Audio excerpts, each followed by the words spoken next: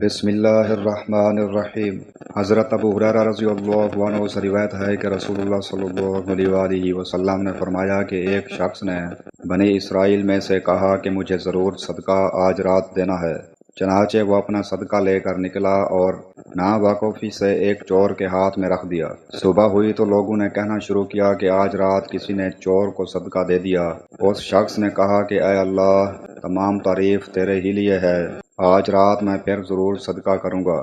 چنانچہ وہ دوبارہ صدقہ لے کر نکلا اور اس مرتبہ ایک فاحشہ کے ہاتھ میں دے آیا۔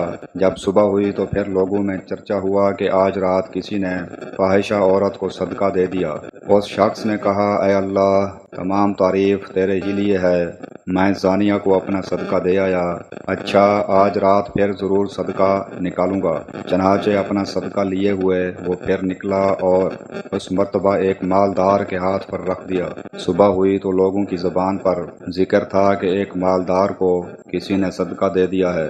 اس شخص نے کہا اے اللہ، حمد تیرے ہی لیے ہے، میں اپنا صدقہ لا علمی سے چور، فاحشہ اور مالدار کو دے آیا۔ اللہ تعالیٰ کی طرف سے بتایا گیا کہ جہاں تک چور کے ہاتھ میں صدقہ چلے جانے کا سوال ہے تو اس میں اس کا امکان ہے کہ وہ چوری سے رک جائے۔ اسی طرح فاحشہ کو صدقہ کا مال مل جانے پر اس کا امکان ہے کہ وہ زنا سے رک جائے، اور مالدار کے ہاتھ میں پڑ جانے کا یہ فائدہ ہے کہ اسے عبرت ہو اور پھر جو اللہ عز و جل نے اسے دیا ہے وہ خرچ کرے۔